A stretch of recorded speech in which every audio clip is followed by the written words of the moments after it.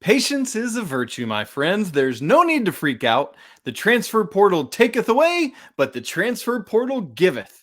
The wait is over, and Harrison Ingram is a Tar Heel. You are Locked On Tar Heels, your daily podcast on the UNC Tar Heels. Part of the Locked On Podcast Network, your team every day. Hey there, it's Monday, April 24th, 2023. Like to welcome you into the Locked On Tar Heels podcast, the only daily North Carolina show out there. I am your host, Isaac Shade, and I want to thank you for joining us on today's show, which is brought to you by FanDuel Sportsbook, the official sportsbook of the Locked On Network. Make every moment more. Visit FanDuel.com/LockedOn today to get started. So, Harrison Ingram's a Tar Heel. We're going to talk today about what it means. I'm going to give you my projected starting lineup and what Carolina should do, in my opinion, with the remaining scholarships. We'll talk about all of that. But first, just want to talk about this situation in general, how to handle the transfer portal, what Harrison Ingram brings, and all of that kind of content. So for you everydayers, you know we've been on this roller coaster ride with Harrison Ingram's commitment, just back and forth, up and down. He's a Tar Heel, he's a Jayhawk, he's a Tar Heel, he's going to Lawrence, he's going to Chapel Hill. What's happening? Legitimately, I felt really early on that he was going to be a Tar Heel. And then it was like, nope, he's going to Kansas. He's going to play for Bill Self. But then early last week, he delayed that Kansas trip. Then following his in-home last weekend with Carolina, he scheduled a Carolina trip midweek, went to Carolina, saw everything he needed to see, canceled his Kansas trip because he is a Tar Heel. So this is a great opportunity to just take a quick moment and say, don't freak out. I feel like that's been trying to hammer that home the last several weeks. I know we lost those 6 transfers out, but Carolina, despite not having a great season last season, is a very desirable place to come and play. And so if I can remind myself and all of us that every offseason now, patience is going to have to be a thing. Keep in mind, transfers out, that's typically going to happen pretty quickly. And transfers in, that's going to take a little longer time to develop. And so this is what we're going to have to deal with. But here's the great news and what you and I can be comfortable with. My man Hubert Davis can recruit, baby. He's bringing them in. Look at that 24 class. Look at this 23 class. And the same is true in the transfer portal. Look at all the people he's landed in these first 3 transfer portal cycles of the 1 year like automatic transfer where you don't have to sit out. One-time transfer rule. There we go. I couldn't think of the phrase. You land guys like Brady, Manek, and Dawson Garcia. I know Garcia didn't play out, but on paper that should have been good. And that's all you can do is get the guys you think should be the guys. Same with Pete Nance last year. And then you look at these 4 coming in. My man Hubert Davis is a dog on the recruiting trail. So on paper, at least, things are coming together really nicely for the Tar Heels now. But then comes the next step. It can't just be on paper. You have to translate this to the court. And we're going to talk about that a ton, obviously, this offseason. And just how well is it coming together on paper? Well, don't just take my word for it. Look at other people who are actually, like, I pay attention to recruiting, but I am by no means a recruiting expert. But Evan Miyakawa, one of the greatest college basketball stats keepers out there, looks at basketball at a very analytical level. He has Carolina's incoming transfer class ranked 4th in the nation right now, behind only Florida, LSU, and West Virginia. Same at 247 Sports. They have the Tar Heels 4th in their transfer portal rankings, behind West Virginia, Gonzaga, and Arkansas. And not to mention, back at Evan Miyakawa, he has Harrison Ingram 2nd overall for all transfers, not just those that were still available. Everyone has him at an A+ offensive grade and an A- defensive grade. So do not overlook what a massive deal this is to get Harrison Ingram in. He's got 2 years left of eligibility. He's a former 5-star coming in as a high school player, was the Pac-12 Freshman of the Year a couple seasons ago. And so this is a dude that should, that's all we can talk about right now is the on-paper side of things, but should slot right in at small forward in the position vacated by Leaky Black's graduation. And I know there's talk of, is he more a small forward or a power forward? The conversation with Hubert Davis is that he would be small forward. Now, obviously, in this day and age, there's going to be some fluidity and flexibility in that. So ultimately, I guess it doesn't really matter that much, right? But the conversation, at least at this point within the team, has been that he will be a small forward. Now, in terms of the rest of the starting five, we'll get to that later on in today's show. Speaking of Leaky, what I love about Harrison Ingram is that, similar to Leaky, he has great positional size at the wing, at the three. Leaky on last year's roster was 6'9", 205 pounds. On Stanford's roster last year, Harrison Ingram was 6'7", so a couple inches shorter, but 230. So had 25 pounds on Leaky. And so, there's that balance you strike of, a little bit smaller, but a little more heft, a little more, we're not just talking about like kind of weight, right? We're talking about good weight. And so I love what Harrison Ingram brings to this position, and will be able to use his body really well. From a straight up stats position, 10.5 points a game, 6.2 rebounds a game. And so I love what he brings both on the glass and scoring. But my favorite thing about him is that this dude is a playmaker. You think, hear me not calling him LeBron, but you know how we talk about LeBron as a point forward, a dude that's just a physical specimen unlike other players. And that's part of what Harrison Ingram brings. He is a point forward. 3.7 assists per game last year, 3.4 assists per game for his career. And so that is a very enticing and kind of unique skill set for him positionally. So more with Ingram, a lot of that is that he is a very high level athlete. And so there's all these various things that he brings that you love to see. Perhaps my biggest concern in terms of fit with what Carolina needs would be his shooting. We've talked so much this offseason about shooting for Carolina. That's what everyone in the nation is looking for, is not only are you a shooter, but are you a maker? And ultimately, I would say two big reasons Carolina needs shot makers. Number one, because you got to hit shots. Just the plain and simple thing of it.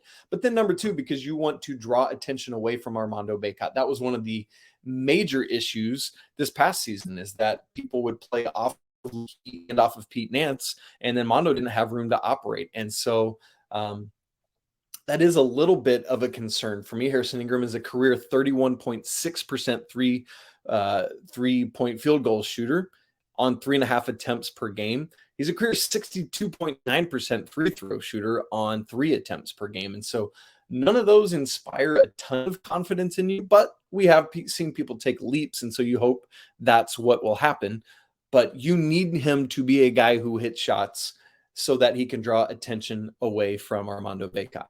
Or could you think about another way he might be able to do that? Because the last point I want to make before we move on to what this means for the roster is this. Because of this unique skill set that Harrison Ingram has, I think the coaching staff is going to have to take a long, hard look at how do we use him? How do we figure out what personnel we have and how to utilize them well? So these playmaking capabilities that Harrison Ingram brings, if he can't stretch out to shoot to draw attention away from Armando, can he stretch out outside of the lane to be a playmaker to draw attention away from Armando? Because if he's going to be distributing at a high level, you got to guard that if you're the opposition. That is another way to draw attention away if he's not hitting shots at a 35 to 40% clip from outside or even higher from the free throw line. You want to figure out how can Carolina start getting back to being that transition team that we've always known them to be. Utilize Ingram's skill set that way, whether it's leading the break, whether it's receiving the break and finishing above the rim, whatever. You've got to find ways, if you're the coaching staff, to take advantage of his unique skill set. Got to figure out how these pieces fit together. How does Ingram's skill set fit with RJ Davis and Armando Bacot and the other guys that are coming in? And that's where we want to go next. What does Ingram's commitment mean for the Tar Heels? What does it mean for the starting lineup? Oh, we're headed very next. But before we get there, I need to tell you that this episode is brought to you by our friends at FanDuel. Oh, grand slams, no hitters, and double plays are back, and there's no better place to get in on all the MLB action than FanDuel, America's #1 sports book. That's because right now, new customers can step up to the plate with a no sweat first bet, good for up to $1,000. You just go to fanduel.com/locked on, you sign up, place your first bet, and you can get up to $1,000 back in bonus bets if that first bet doesn't win. So make sure you take a look at all the action happening tonight, Monday, around MLB. Don't miss that chance to get a no sweat first bet up to $1,000 when you join FanDuel today. Just go to fanduel.com/locked on to sign up. Make every moment more with FanDuel, official partner of Major League Baseball. Hey, also coming up this weekend is the NFL draft. We're looking to see where Josh Downs goes, along with Antoine Green and others from the Carolina family. And to help you get prepared for that, Locked On's NFL mock draft special is here and bigger than ever.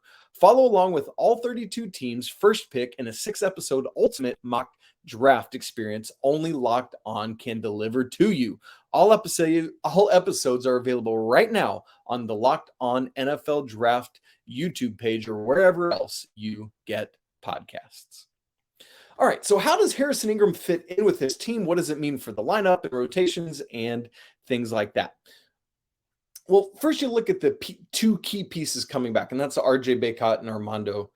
RJ Davis and Armando Bacot. Obviously, there's other returners, but those are the two key pillars coming back. What I love that Harrison Ingram can do is be a playmaker to set up RJ Davis, to set up even Cormac Ryan, you think about, to set up Paxson Wojcik to be able to shoot. We so often have talked about, is RJ capable of being that lead playmaker that you need to, kind of what he did so well in the 2022 NCAA tournament, where he was not only scoring, but facilitating at a high level. You'd love to see him do that because, again, we need Carolina to get back to assisting at a higher level on a higher percentage of their made baskets. Could Harrison Ingram take some of that pressure off of RJ?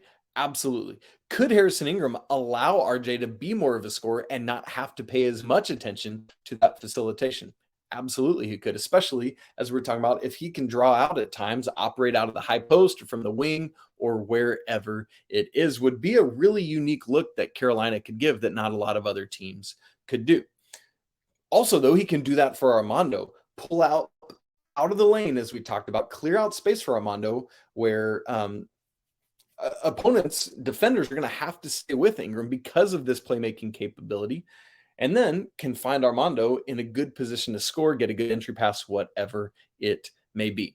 Another reason I think he is a nice fit with Armando and RJ is because he doesn't demand a ton of shots, similar to Cormac Ryan, what we talked about on Friday with him, is that both RJ and Armando need to be high volume shooters because they have that capability. That's what Carolina wants to build around. Harrison Ingram can help do that, still be incredibly effective offensively without needing, that same volume of shot making. And, as you lose a player like Caleb Love, who is also a high volume shooter, there's more shots to go around to everyone.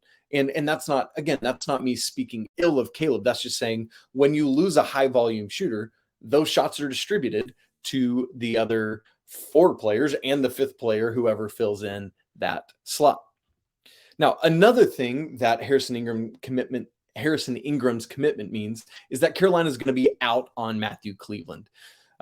We said all along last week that this was essentially an either-or situation. The thought for me is that Carolina would probably land Cormac Ryan and then either Harrison Ingram or Matthew Cleveland because of their similar skill set. Both those guys are going to be looking for a place to go and start.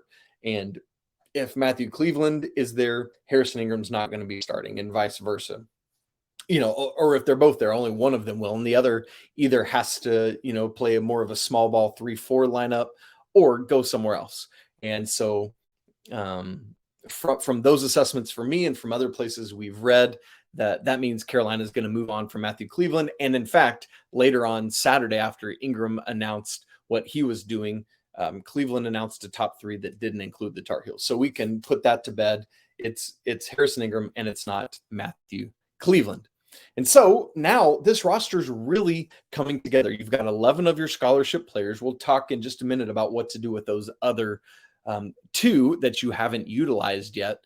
But I know one of the questions I always get is, okay, cool. This is really coming together. What does it mean for the starting lineup? And I know we got to have bigger conversations in the starting lineup because a team is not just made up of 5. It's got to be able to include depth beyond that. And that's a big conversation we've had these first 2 years of the Hubert Davis era, is how do you build out that depth more so? But everyone always wants to know about the starting 5. And so I want to give you mine as of right now. Obviously, it will continue to evolve as we see what else Carolina does personnel wise, as we see what's happening through summer and off-season workouts and in the early part of the fall. But as of right now, obviously, we would all say RJ Davis, Armando Bacot are in. They're going to be part of the starting 5. And then beyond that, I would have 3 of the 4 incoming transfers as my other 3 starters. I would have Jae'lyn Withers at the 4, Harrison Ingram at the 3, and Cormac Ryan at the 2. And I know there's going to be pushback on that, like on the Jalen Washington side in the front court and on the DeMarco, Seth, Simeon, Wilcher side in the backcourt. And I hear all that, but here's my defense for why I'm saying what I'm saying. Cormac Ryan brings at the 2 a higher level of experience. I know Notre Dame wasn't great this year, but last year was second in the ACC, and he's been around the block for a long time and just brings a maturity and experience that I think Carolina will want to rely on early in the season as you just look at a really experienced potential starting lineup to help bring along the younger guys.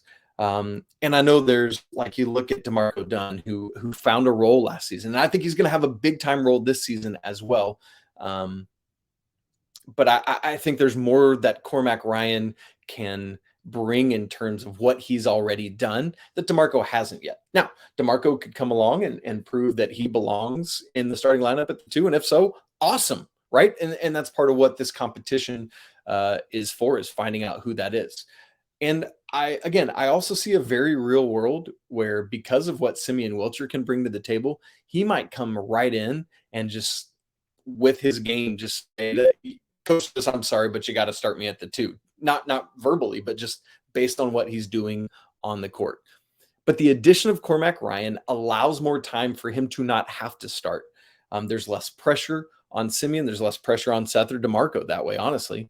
And so I just expect that to happen. But even if Ryan starts, watch what happens throughout the season. Does SimeonWilcher really just blossom and blow up quickly and force his way into the starting lineup? That could absolutely happen.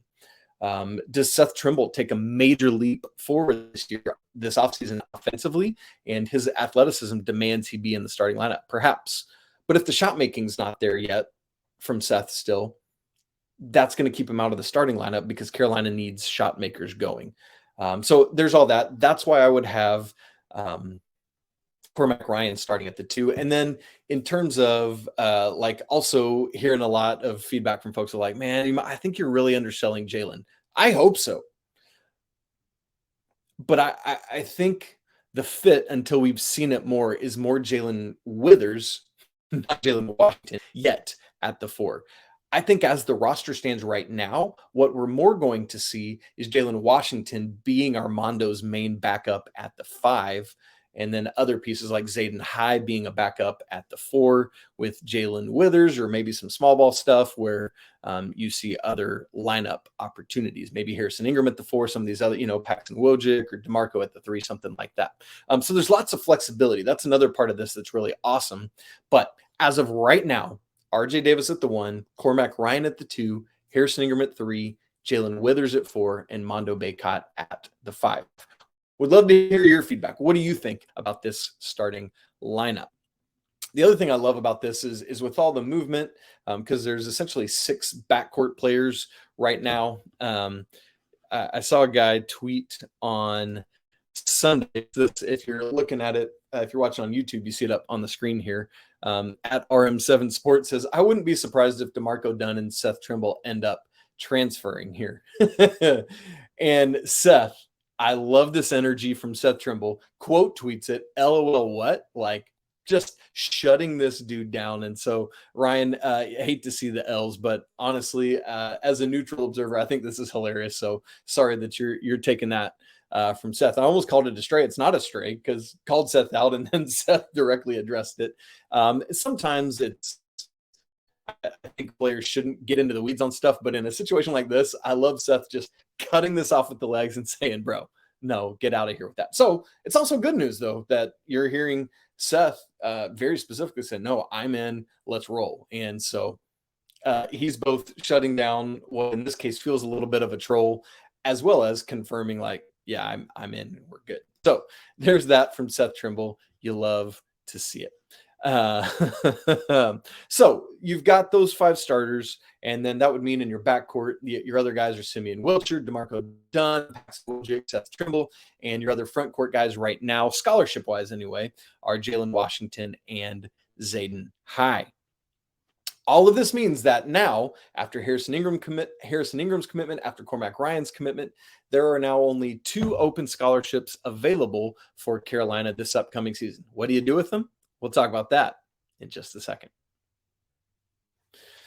All right, let me pull up the Isaac Shade Scholarship Rainbow Chart for you to see for those of you who are watching. For those of you who are not, let me run us through this thing and then we'll talk about what is still possible and available. We'll start from the freshman on up. Zayden High, SimeonWilcher, the 2 incoming freshmen, Seth Trimble, Jae'lyn Washington, the 2 upcoming rising sophomores. Then you've got DeMarco Dunn and now Harrison Ingram as the 2 rising juniors, and then RJ Davis and Jae'lyn Withers as the 2 rising seniors. Keep in mind, that's the last class that has a year of COVID eligibility. So just like the junior class, they could have 2 years should they desire to do so. And then you've got 3 guys exercising that 5th year of COVID eligibility. That's Armando, Cormac Ryan, and Paxson Wojcik. So that's 11 scholarships accounted for, meaning that out of the 13 quota, Carolina has 2 left. And so the question always becomes, what do you do with these 2 final scholarships? This is interesting. I think on one hand, you're always looking for more shooting. Coach Davis wants shot makers.